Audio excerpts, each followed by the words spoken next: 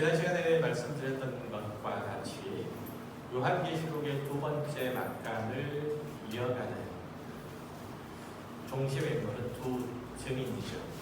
앞서 여러 차례 설명드린 바와 같이 이 두 증인은 신약의 교회를 상징해요. 증인은. 그리고 이들과 전쟁을 벌이고 이기는 무정행에서 올라오는 이 짐승은 세상 나라의 지배자, 통치자, 권세자를 상징적으로 나타냅니다.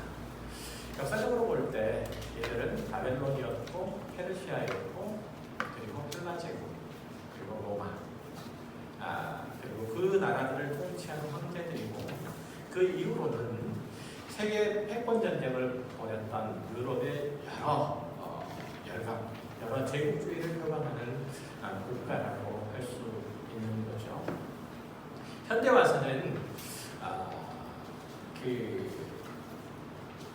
이 짐승이라고 하는 이 존재 자체가 어느 한 국가, 어느 한 통치자로 그렇게 한정하기보다는 복음의 진리에 어긋나는 그러한 이념이나 정신이나 문화 혹은 시대적인 흐름 이런 것들로 파악을 하는 것이 훨씬 더 분명하고 그리고 정확한 규정이에요.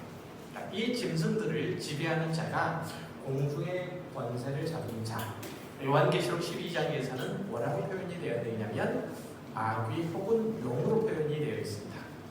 이 짐승에게 무릎을 꿇고 그리고 그를 경배하고 따르는 사람들, 즉 악에 속한 자들은 이 두 증인이 증거하는 메시지가 아주 괴로워졌죠. 듣기가 힘들었기 때문에 이들의 죽음을 보고 크게 기뻐해요. 그들의 시체를 땅에 묻지 않고 그들의 죽음을 경멸하는 태도를 보이면서 큰 성에 모여서 선물을 주고받으면서 자기들의 승리를 자축한다고 그렇게 오늘 본문에 그려져 있어요. 그런데 이 참담한 일들이 어디서 벌어지고 오늘 사는 우리에게도 일어날 법한 일들인가? 라고 하는 질문들을 당연히 해야 되고 그것에 대한 답을 얻으려면 우선은 본문 8절에 나오는 큰 성이 어디고 그 성의 성격이 어떠한 것인지 살펴야 될 필요가 있는 거죠. 거기를 보면 큰 성은 뭐라고 얘기를 하죠? 소돔이라고도 하고 애굽이라고도 하고 그리고 이제 우리가 잘 아는 것처럼 예수 그리스도를 십자가에 못 박은 도시라고도 얘기를 하죠. 소돔은 창세기 19장에 등장하는 극도로 음란한 도시, 그래서 멸망을 받은 도시죠. 그리고 애굽은 도시가 아니라 고대 제국인데 이제 이스라엘 백성들을 무력으로 누르고 모해로 400년 동안 혹독하게 부렸던 그런 나라예요. 그런데 그 뒤를 이어오는 그들의 주께서 십자가에 못 박히신 곳이라고 하는 이 큰 성이 설명하는 내용들을 보면 우리가 아까 말씀드렸던 것처럼 이 큰 성, 주님을 십자가에 못 박은 성은 예루살렘이라고 그렇게 생각될 수 있죠. 예수님께서 총독 빌라도에게 십자가형을 받아서 죽으신 곳이 예루살렘 성 바로 밖이었잖아요. 그러면 이 두 증인은 교회를 상징하기 때문에 그들을 죽인 소돔, 애굽, 예루살렘이라고 불리는 이 큰 성도 실제적인 장소는 아니고 상징적인 의미를 갖는다고 보면 되는 거죠. 이 두 증인이 신약의 교회를 상징적으로 얘기하는 것과 같이, 그렇죠? 그리고 이 짐승이 나타나서 예수님을 죽이신 이 도시와 같은 이 큰 성은 역시 마찬가지로 상징적인, 실제적인 장소가 아니라 상징적인 곳이라고 얘기할 수 있는데, 그것은 하나님을 무시하고 그분을 따르는 자를 박해를 하고 온갖 악행을 저지르는 불경건한 세상을 통칭해서 나타낸다고 보면 돼요. 자, 어떤 이들은 이 큰 성이 실제로 예루살렘이고 이 두 증인도 마지막 때에 나타난 하나님의 전령인데 이들이 죽임을 당함으로써 하나님의 마지막 심판의 나팔이 울린다라고 그렇게 주장하는 이들도 있어요. 그러나 거듭 말씀드리지만 요한계시록의 기록은 이 세상이 끝날 즈음에 일어난 일들에 대해서 얘기하는 동책이 아니에요. 물론 세상의 끝날에 관한 일들인 것은 틀림없지만 그것이 어느 한 시점, 특히 임박한 종말에 일어날 일을 기록하는 것이라기보다는 주님께서 십자가에 죽으시고 부활하시고 그리고 종말에 다시 오실 그날까지, 마지막 때 그 오실 그날까지를 전부 다 종말이라고 부르고 그때까지 어느 시대 어느 곳에서나 보편적으로 일어날 일들을 기록하는 것, 이게 바로 요한계시록이에요. 아셨죠? 자, 그러니까 우리가 요한계시록의 계시나 환상을 읽을 때, 볼 때에 어느 특정 시대나 어느 특정한 인물에 국한해서는 안 되고 그 원리나 성격 그리고 전달하고자 하는 메시지의 핵심과 그리고 의도, 이것을 파악할 필요가 있는 거예요. 늘 그래야 돼요. 그러니까 요한계시록의 다른 곳에서는 이 성을 뭐라고 부르냐면, 여기서는 큰 성이라고 부르는데 요한계시록의 다른 부분에서는 이 성을 바벨론이라고 불러요. 그 중에 하나만 찾아볼게요. 요한계시록 14장 8절. 또 다른 천사가 곧 둘째가 그 뒤를 따라 말하되 무너졌도다 큰 성 바벨론이요. 큰 성을 뭐라고 하죠? 바벨론이요. 모든 나라에게 그의 음행으로 말미암아 진노의 포도주를 먹이던 자도다 하더라. 여기서 확인할 수 있는 것처럼 큰 성은 보통은 성경에서는 바벨론이라고 불리고 우리도 그렇게 정리하는 게 맞습니다. 자, 그러면 오늘 본문 8절에서 큰 성을 소돔, 애굽, 예루살렘이라고 칭한 것은, 특별히 여기서 이렇게 칭한 것은 그 성의 음란함, 그리고 무력으로 이웃을, 상대방을, 그리고 약한 자들을 억압하고 핍박하는, 그리고 예수 그리스도의 복음을 거절하고 그리고 십자가의 처형, 이런 이미지들을 하나로 묶어가지고 그려내고 싶었기 때문에 그런 거예요. 여기서 하나의 퀴즈를 내면 소돔과 애굽과 예루살렘의 이미지를 하나로 통합하여 부르자면 뭐라고 얘기할 수 있다고요? 바벨론이라고 생각하시면 돼요. 자, 더 쉽게는 이 세상, 즉 저와 여러분이 발을 딛고 삶의 터전을 일구고 단란한 가정을 이루고 행복을 꿈꾸는 그곳이 바로 이 세상인데 그것은 음란하고 폭력적이고 자기를 제한 모든 사람을 자기의 수단화를 하고 그리고 그 마음에 하나님 두기를 싫어하는 사람들이 모여 사는 곳의 세상이에요. 그러니까 이 세상은 단지 죄악이라는 근본 원리와 그 에너지로 움직이고 있다는 사실을 꼭 기억을 하셔야 돼요. 하나님을 외면하고 대항하여 각자가 하나님이 되겠다고 하는, 그렇게 싸우고 그렇게 분쟁하는 곳이 이 세상의 셈이에요. 그러면 이 세상에 속한 모든 사람들, 그리고 그들이 만들어낸 물질 문명과 그리고 정신세계, 그리고 사회 경제적인 원리 같은 그런 것들이 예수 그리스도를 어떻게 십자가에 못 박을 수 있는가 말이죠. 자, 다시 말해서 어떻게 이 세상 전체가 예수 그리스도를 십자가에 못 박은 곳이 되겠느냐 말이죠. 예수님은 총독 빌라도에 의해서 십자가형을 받으셨지만 사실은 유대 대제사장 가야바와 그리고 그와 함께한 예루살렘 사람들, 특별히 바리새인들에 의해서 죽임을 당했죠.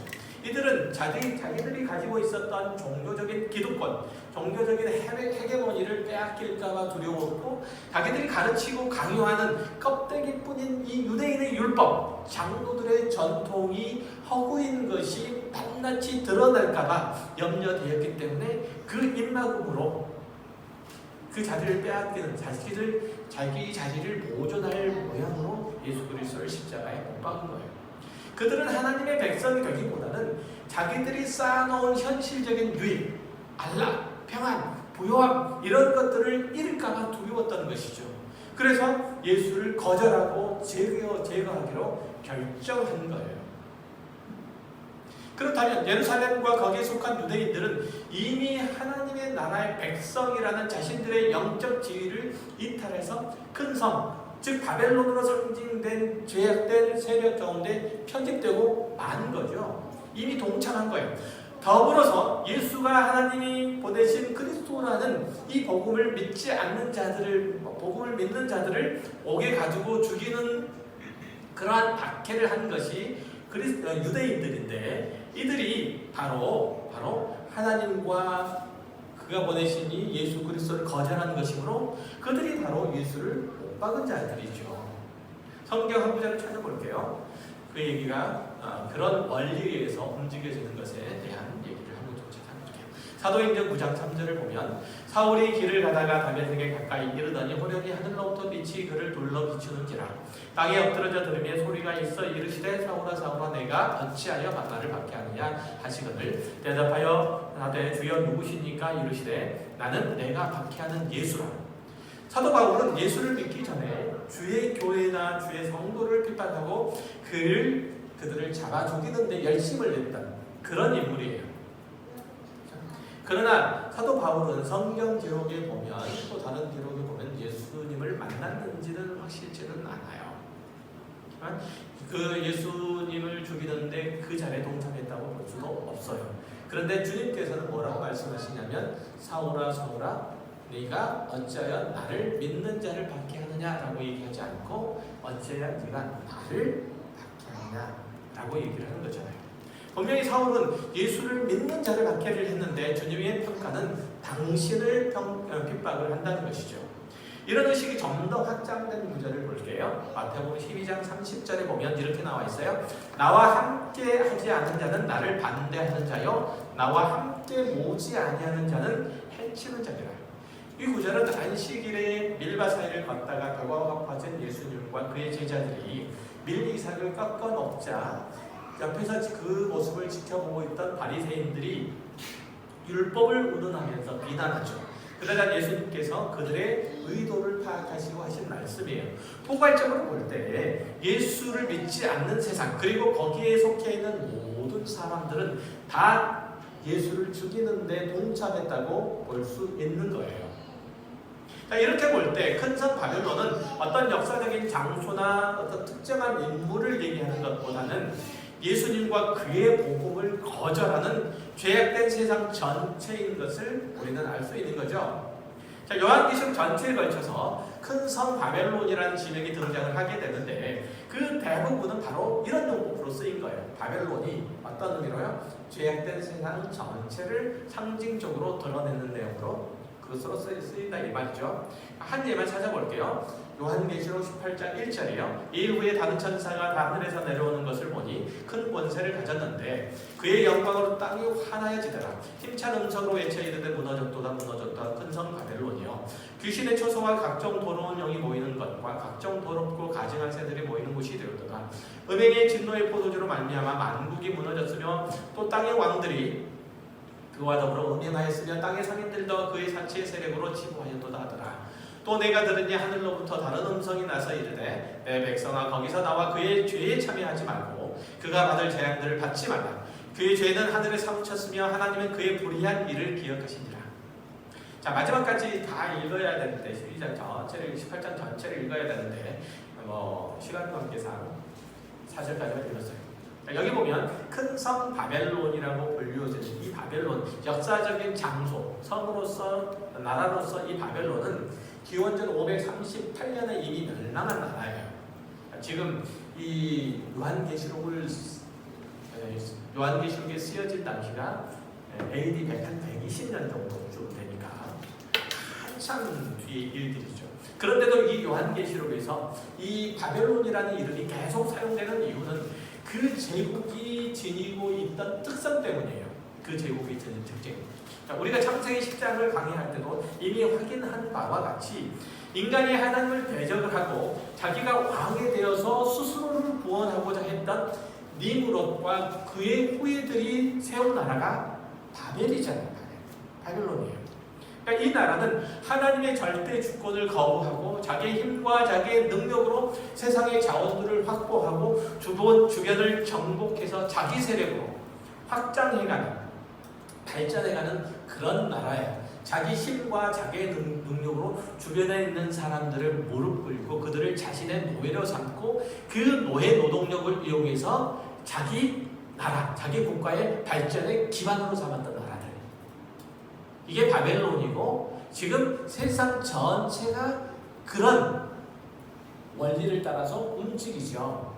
이 관점에서 보면 지금 어느 나라가 바로 이런 나라다라고 할 수 없고 세상 자원을 확보하고 자기 존재와 자기 삶을 유지하기 위해서 타인을 소모하고 그리고 그의 불행이라도 기꺼이 감수하면서라도 자기의 삶을 유지하는 그리고 자기의 기쁨을 자기의 만족을 추구하는 세상 전체를 지칭한다고 볼 수 있겠죠.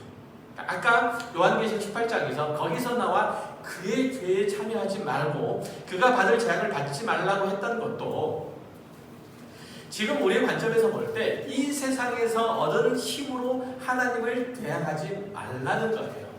이 세상에 이웃하는 사람들의 불행과 슬픔과 아픔과 고통을 발판으로 삼아 자기의 유익, 자기의 기쁨, 자기의 자랑, 자기의 목숨을 연명하는 도구로 삼지 마라. 다른 사람의 생명을 빼앗아서 내 생명을 연장하는 도구로 삼지 말라는 거예요. 그런 데서 나오라는 거예요. 자, 소돔과 애굽과 바벨론과 그리고 예수 그리스도를 십자가에 못 박았던 1세기 유대와 예루살렘까지 그 모든 성들이 자기를 신뢰하고 반대로 하나님을 외면하고 거절하는 이들이 만들어가는 삶이라고 그렇게 볼 수가 있는 거예요. 자, 보세요. 세상은 자만하고 자기 의를 내세우고 자기를 사랑하고 자기를 높이는 데 최선을 다하고 있죠. 이게 바로 계시록에 등장하는 바벨론이고 오늘 본문에 나타나는 소돔이고 그리고 애굽이고 그리고 예루살렘이에요. 이들은 하나님을 반대하고 다른 사람이라도 기꺼이 희생해서 자기 만족과 그리고 자기 행복을 도모하고자 하고 악한 일이라도 기꺼이 행해서 세상 자원을 확보하는 일에서 돌이키려고 하지 않아요. 돈이 되는 일들이라면 경찰서에 가지 않는다면 아니 경찰서에 끌려가는 일들을 한다 할지라도 들키지만 않는다면 다 하죠. 그렇잖아요. 그런 거예요. 마찬가지로 우리 세상 사람들뿐만 아니라 우리 그리스도인들도 동일하게 그런 생각과 그런 마음과 그런 삶의 행실 가운데 젖어 있는 것들을 볼 수 있죠. 하나님의 진노와 심판을 면할 수 없다라는 이러한 자들, 이러한 삶에 대해서 하나님께서 반드시 그 삶을 무너뜨린다라는 그런 성경의 기록들, 성경의 경고를 충분히 알면서도 그것 가운데 빠져들어가는 이들이 있고 이들에게 지금 방금 읽었던 요한계시록 18장에서는 경고의 말씀을 하고 있는 그 죄에서 벗어나라 이런 얘기예요. 적어도 그런 의미에서 여러분은 세상 사람들의 삶과 달라야 해요. 여러분들의 삶은 세상의 악의 세력에 대항하는 하나님의 의와 선을 닮아가는 존재로서 여러분의 삶에 기반들이 서 있어야 돼요. 지금은 정말 정신을 똑바로 차리고 신앙생활을 해야 될 때예요. 이 세상의 권세를 잡은 자가 얼마나 교묘하게 자기를 감추고 사람들에게 다가와 있고 이 세상의 권세를 잡은 자가 얼마나 하나님께 심각하게 대적하고 얼마나 하나님을 믿는 자들을 조롱하고 핍박하고 멸시하는가. 그것이 오늘 본문에도 잘 드러나 있어요. 백성들과 족속과 방언과 나라들 중에서 사람들이 그 시체를 사흘 반 동안 보며 무덤에 장사하지 못하게 하리로다. 백성들과 족속들과 방언들과 나라는 이 세상 전체를 말하는 거예요. 이건 바벨론을 얘기하는 거고 이것은 소돔이고 애굽이고 그리고 예루살렘이에요. 그러니까 이들이 두 주민을 죽음을 보고 너무 기뻐하는 거예요. 너무 좋아하는 거예요. 자신들의 승리했다는 판단 때문에 자축하고 그리고 선물을 주고받으며 즐거워해요. 예수를 십자가에 못 박아 죽였던 유대인들과 유대인의 대제사장과 그리고 바리새인들 그들이 마치 알턴니가 빠진 것처럼 자기들의 죄가 더 이상 폭로되지 않고 자기네들의 종교적인 헤게모니가 빼앗기지 않고 자기 이익을 계속 취할 수 있다는데 크게 마음에 기뻐했던 것처럼 예수를 죽인 것 때문에 예수가 죽었다는 사실 때문에 크게 한시름 놓았다는 것처럼 이 세상은 교회를 망가뜨리고 성도들을 괴롭게 하는 것을 만족으로 삼게 돼요. 여러분이 그리스도인으로서 선을 행하고 좋은 본을 보이고 복된 길들을 가면 세상이 여러분 앞에 와서 무릎을 꿇고 머리를 조아려서 경의를 표하고 이제까지는 내가 잘못했으니 용서해 주십시오. 내가 당신에 대해서 크게 오해했습니다. 이런 식으로 나오지 않는다는 거예요. 결코 그렇지 않아요. 빛이 어둠 가운데 들어오면 어두우면 자연스럽게 물러나겠지만 그러나 어떻게 해서든지 이 어둠은 빛을 삼키려고 애를 쓰고 할 수만 있으면 이 빛을 꺼뜨리려고 하죠. 쉽게 말해서 세상은 경쟁을 당연시하고 그리고 거기에서 살아남는 자를 칭찬하고 그런 체제를 선전해요. 거기에 동조할 수 없는 하나님의 나라와 그의 백성인 교회를 짓밟고 망하게 하고 그렇게 함으로써 자신의 옳음을 증명하려고 하죠. 우리가 이 세상의 거대한 담론 혹은 주의, 체제, 정신 이런 것들 속에 살고 있기 때문에 그 안에서 그리스도인으로서 자기 신앙을 지켜나간다는 것이 언제나 이 세상과 거기 속해 있는 사람들과 충돌하고 갈등을 빚을 수밖에 없어요. 이 일들은 상당한 고통을 그리고 상당한 외로움을 수반해요. 그래서 교회도 성도도 이 세상에 있으면 세상에게 인정받으려고 하죠. 교회 안에서도 세상에서 힘께나 쓸 수 있는 사람들이 있었으면 좋겠고 교회 안에도 세상에 정치적인 영향력이 있는 사람이 있었으면 바래요. 물론 그런 일들을 하지 말자는 것도 아니고 그런 사람들이 오지 말라는 것도 아니에요. 그러나 우리의 헌신이나 봉사나 나눔이나 이런 것들이 세상에서 인정받으려고 하는 노력이 아니라 그리스도의 사랑으로 그 십자가의 은혜를 맛본 사람으로서 당연한 반응으로서 그렇게 하는 것이지 그 행위가 하나님으로부터 보상을 받는다고 약속을 할 수도 없을 뿐만 아니라 그런 행위를 했을 때 세상이 여러분들을 인정하고 여러분에게 무릎을 꿇지 않아요. 결코. 그리스도인이 올바른 신앙생활을 하면 세상은 결단코 그것을 반대하지 박수를 치지 않아요. 세상은 교회를 인정하고 박수할 때도 있죠. 그것은 그 고유한 존재 본질을 나타내는 일들을 성실하게 잘했기 때문이 아니라 사회에 공헌한 일만한 일들을 했기 때문에 그래요. 그들에게 유익이 직간접적으로 유익이 되기 때문에 그리스도인을 칭찬하는 것이지 그들이 하나님의 자녀인 우리가 하나님의 성품과 그가 말씀하시는 그 말씀의 내용을 따라 순종했기 때문에 우리를 박수치는 게 아니란 말이에요. 착각하지 마세요. 거꾸로 생각을 한번 해보세요. 기독교인 중에 상당수가 교회가 사회봉사활동에 더 적극적이었으면 하는 마음들이 커요. 왜 그럴까요? 세상의 시선이 부담스럽고 그들의 평가가 두렵기 때문에 그래요. 세상 사람들에게 야 그래도 교회가 있으니 얼마나 좋냐 이렇게 스스로 대견해야 하고 스스로 세상의 눈치를 보며 스스로 세상에 타협을 하고 싶기 때문이잖아요. 그렇지 않아요? 제 말이 틀렸습니까? 어디 교회가 그리스도인이 세상에 선한 영향력들을 끼친다고 할 때 하나님께서 당신이 사랑하시는 자들을 위해서 예수 그리스도의 십자가에 못 박히도록 내어주신 그 사랑에 감격해서 그 하나님의 존재 본질과 그 성품들을 따르는 그것들이 자기 가운데 이식되어 나타나는 일들이라고 볼 수 있어요. 그렇지 않지만 여러분들이 아무리 그리스도인으로서 아무리 열심히 세상에 공헌할 만한 일들을 해도 아무리 애를 써도 세상은 교회를 좋아하지 않고 충고로 여기지 않아요. 교회가 그리스도의 복음 안에 있으면 늘 그래요. 늘. 그래서 불교나 천주교 이런 데에 대해서는 별 말이 없는데 교회만 꼭 뭐라고 하고 꼭 시비를 걸죠. 왜냐하면 이게 영적 전쟁이기 때문에 그래요. 사람은 딱 두 부류의 사람만 있다고 제가 반복적으로 여러 번 얘기했죠. 하나님 편에 있는 사람과 하나님을 외면하고 거절하는 쪽. 이 둘 외에 다른 그룹은 없고 그 중립도 없어요. 나와 함께 모으지 않는 자는 어떤 자? 해치는 자라고 하잖아요.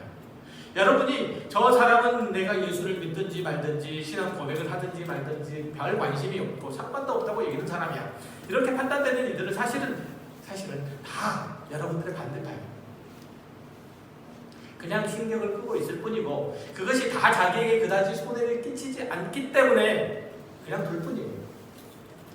그래서 여러분이 그리스도인으로서 신앙을 지키고 성경이 요구하는 하나님의 백성된 도리를 다하려고 하면 여러분은 어느 순간 어느 장소에서도 순교적인 입장에 설 수밖에 없다는 거예요. 박해를 각오할 수밖에 없다는 거죠. 이런 일들이 안 일어나는 것, 순교를 각오하지 않아도 되고 박해를 각오하지 않아도 되는 여러분의 삶이 있다면 그것은 우리의 신앙이 약해서, 여러분들의 신앙이 약해서 타협하거나 눈치를 보고 살기 때문에 그런 거예요. 그렇다고 순교적인 신앙이라고 하니까 나는 죽어도 하나님을 믿을 테니까 해볼 테면 해라, 이런 식으로 덤비란 얘기는 아니에요. 막다른 골목에 있을 때는 마지막 순간에는 그런 거죠. 그렇게 절박한 상황이 아님에도 에이 여기서 끝장을 보자, 될 때는 돼, 이런 식으로 자폭하다가 덤비면 또 끊어져 버리는 수밖에 없어요. 그래서 떨어져 나간 사람들이 참 많잖아요. 우리의 싸움의 대상은 죄와 그의 세력이지 죄를 지으면서도 덤비는 그 상대방과의 싸움이 아니에요. 우리의 싸움은 뭐와의 싸움이에요? 죄와 그리고 죄의 세력에 관한 싸움, 그들과 싸움이에요. 세상 사람들과의 싸움이 아니에요. 아셨어요? 사람들과의 싸움이 아니에요. 그래서 주의해야 될 것은 상대방을 마귀치고 하는 거예요. 저놈의 마귀 같은 직장 상사 때문에 내가 신앙생활을 제대로 할 수 없어. 내가 죽든지 저놈이 망하든지 둘 중에 하나 해야지. 별 수가 없겠다. 이렇게 나가는 것은 또 다른 죄를 불러올 수밖에 없는 거예요. 오히려 우리의 경건은, 우리의 그리스도인 됨은 그런 죄된 유혹과 위협으로부터 견디는 것에서부터 출발해야 돼요. 저는 반드시 내가 죽이고 말 거야. 내가 기도를 해서 저는 반드시 무릎 꿇치고 말 거야. 이런 것으로부터 벗어나야 돼요. 이게 유혹이에요. 오히려 우리의 경건은 어디서부터 출발해야 되는 거예요? 우리의 경건은 내가 하나님 앞에 서 있는 것과 하나님의 사람으로서 하나님의 성품과 그가 우리에게 주신 바 거룩하신 주의 복음 안에서 나를 새롭게 함으로써 출발하는 거예요. 예수 그리스도께서 누구를 위해서 죽으셨어요? 그를 잡아 죽이려고 하는 이들을 위해서 죽으셨어요. 누구를 위해서요? 그를 잡아 죽이려고 하는 자들을 위해서 죽으셨어요. 그러니까 예수님께서 죽으심은 누구를 위한? 죄인을 위한 죽으심이지. 그렇죠? 예수님께서 십자가에서 싸우신 대상은 누구예요? 죄인이에요? 아니면 죄예요? 죄죠. 죄의 세력인 사단, 마귀죠. 예수님께서 싸우신 대상, 그거예요. 그래서 우리는 가장 먼저 해야 되는 것들이 뭐냐면 우리의 마음이 부패해지고 완악해지는 것을 막음으로써 우리의 경건생활, 우리의 신앙생활은 거기서부터 출발하는 거예요. 사도 바울은 그런 점에서 디모데전서 3장 이하에서 이렇게 잘 지적하고 있어요. 누구든지 다른 교훈을 말하며 다른 교훈을 하며 바른 말 곧 우리 주 예수 그리스도의 말씀과 경건에 관한 교훈을 따르지 아니하면 그는 교만하여 아무것도 알지 못하고 변론과 언쟁을 좋아하는 자니 이로써 투기와 분쟁과 비방과 악한 생각이 나며 마음이 부패하여지고 진리를 잃어버려 경건을 이익의 방도로 생각하는 자들의 다툼이 일어나느니라. 그러나 자족하는 마음이 있으면 경건은 큰 이익이 되느니라. 우리가 세상에 아무것도 가지고 온 것이 없으면 또한 아무것도 가지고 가지 못하리니 우리가 먹을 것과 입을 것이 있은즉 족한 줄로 알 것이니라. 보아리 하는 자들은 시험과 올무와 여러 가지 어리석고 해로운 욕심에 떨어지나니 곧 사람으로 파멸과 멸망에 빠지게 하는 것이라. 돈을 사랑함이 일만하게 뿌리가 되나니 이것을 탐내는 자들은 미혹을 받아 믿음에서 떠나 많은 근심으로서 자기를 찔렀도다. 길가 읽었지만 골자는 이거예요. 성도가 예수 그리스도의 말씀에 창념하고 경건에 관한 훈련을 하지 않으면 그는 세상의 거대한 물결, 그 사조, 그 흐름에 휩쓸려갈 수밖에 없다는 거예요. 여러분이 세상의 것과 구별된 의식과 가치로서 성경 교훈들을 잘 알고 또 그것이 몸에 배어있지 않으면 여러분은 자칭 그리스도인이라고 고백을 하지만 세상 사람들과 똑같이 살아갈 수밖에 없다는 거예요. 제가 성경 공부를 열심히 시키려고 하는 이유가 알아듣기 어렵지만 하나씩 꼼꼼히 강의를 하면서 설교하려고 하는 이유가 그 때문이에요. 하나님의 말씀을 잘 듣고 새기고 그대로 따르게 하기 위해서예요. 그러니까 우리 아이들에게 기독교 세교관을 세우는 이유도 다 그런 이유 때문이잖아요. 세상의 흐름, 세상의 가치, 세상의 그 사조들 이런 것들에 휩쓸려 가지 않도록 하기 위해서 세속 정신과 그리고 문화와 가치의 거대한 물결이 쓰나미처럼 밀려와서 교회와 성도들을 삼켜버리기 때문에 거기에 휩쓸려 가지 말라는 거예요. 그러면 세상 사람들과 똑같은 것들을 들고 똑같은 잣대를 들이대면서 나는 성공했어. 하나님께서 나에게 이렇게 엄청난 축복을 주셨어. 라고 자기의 인생을 또 다른 사람의 삶을 재단한다고요. 잰다고요. 무엇으로? 세상 사람들이 가지고 있는 잣대로 그리스도인의 신앙생활을 잰다고요. 그러면 안 돼요. 그럼 같이 말하는 거예요.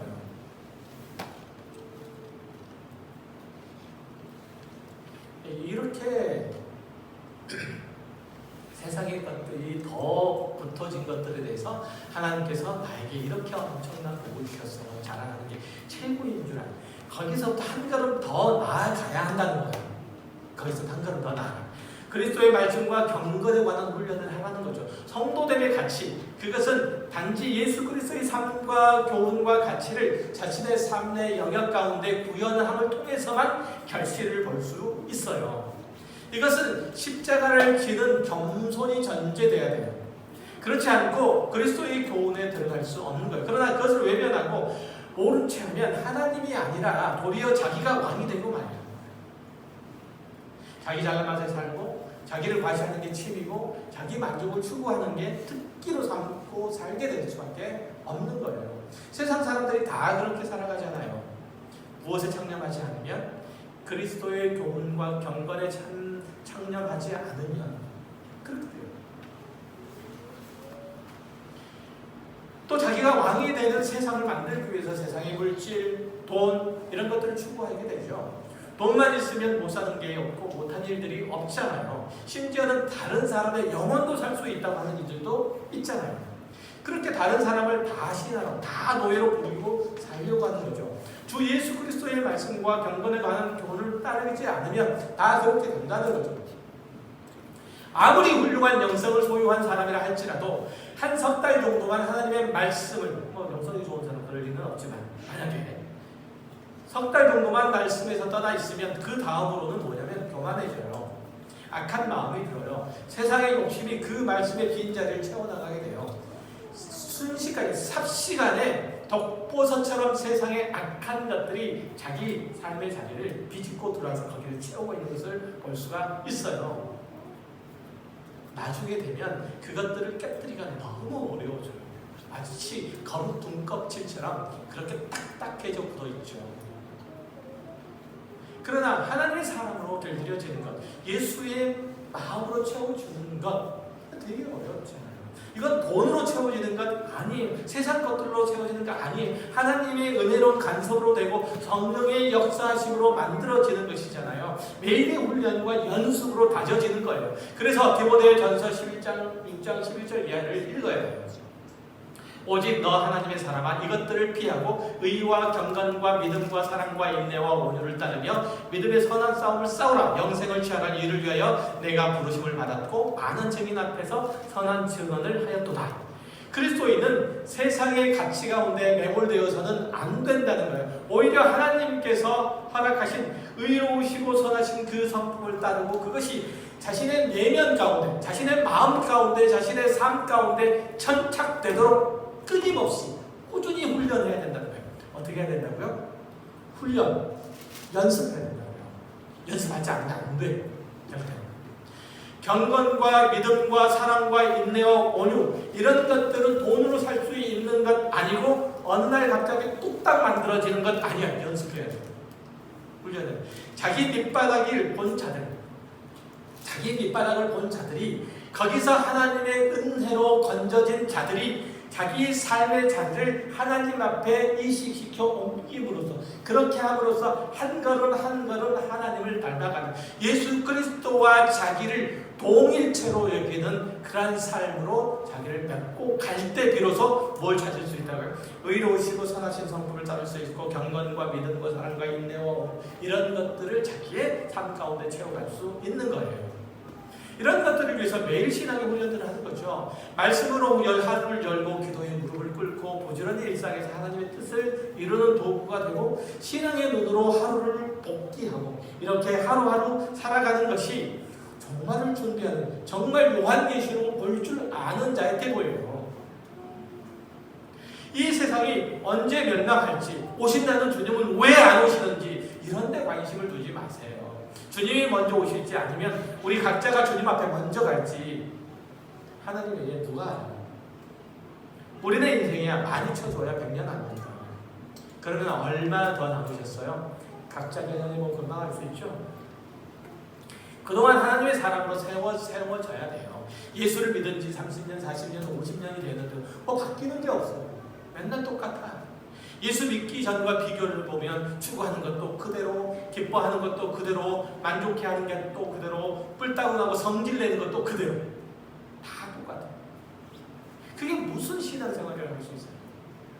우리 한국 기독교인만큼 은혜 받기를 갈망해하고 좋아하는 이들이 있을까요? 그럼 은혜 받으려면 뭐예요? 그의 삶이 하나도 안 변하는데 구원을 얻으면 뭘 해요?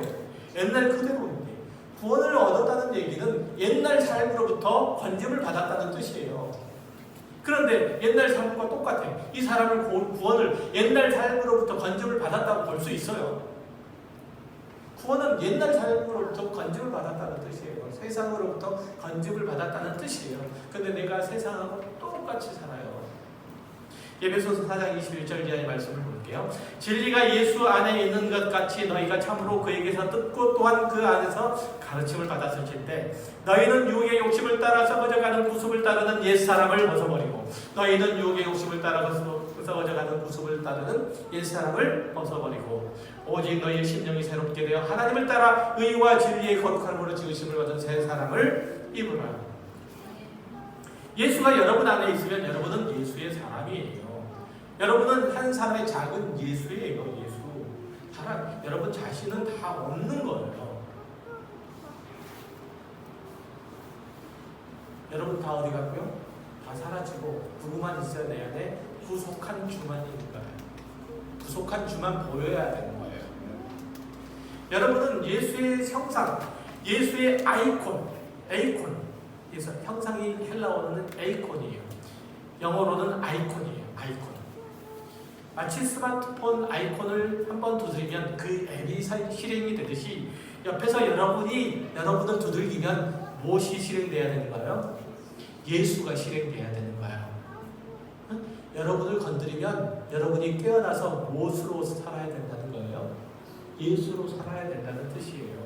그게 에이콘 형상이에요. 형상. 그게 새 사람이 된 거죠. 여러분을 건드렸더니 무적행의 짐승이 나오더라. 이러면 곤란하잖아요. 그렇잖아요. 예수가 나와야 되는데 무적행의 짐승이 나오면 곤란해요. 그러니까 여러분이 예수의 소유가 되려고 하지 않고 맨날 하나님의 복만 바라죠. 물론 하나님께서 인간을 창조하시고 또 복을 주시되 먼저 창조한 그 모든 만물들을 주시고 다스리고 관리하도록 하셨어요. 그러나 만물을 다스리는 인간의 복은 그가 자기에게 주어진 것들을 누릴 만한 자격, 능력, 수준이 되는 것을 전제로 그가 하나님 안에 있을 때 그것이 복으로 존재한다는 거예요. 아담이 에덴 동산에서 세상의 모든 만물들을 다스릴 권세를 얻었잖아요. 왕적 권세를 얻었잖아요. 에덴 동산은 그의 왕궁이에요. 왕궁. 왕으로서 세상 만물을 다스리는, 아담과 하와의 왕궁이에요. 그런데 그 권세를 얻었음에도 불구하고 수준이 안 되었으므로 거기서 쫓겨나서 피조물 중에 하나가 되어버렸잖아요. 하나님께서 그것들을 다스리는 권세를 주셨는데 그는 그 수준이 안 돼서 거기서 쫓겨나서 그 다스림을 받는 존재 중에 하나가 되어버리는 거예요. 여러분도 그럴 수 있다니까요.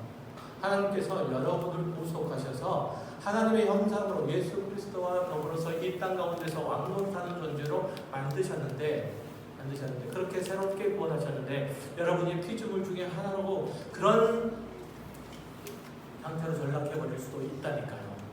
물론 그렇다고 해서 여러분의 구원이 취소되는 것은 아니겠지만 여러분이 사회적 지위를 얻고 싶으세요? 정치적인 권력을 얻고 싶으세요? 경제적인 풍요를 맛보고 싶으세요? 그러면 그것들을 얻을 만한 그릇이 되는지를 먼저 살피세요.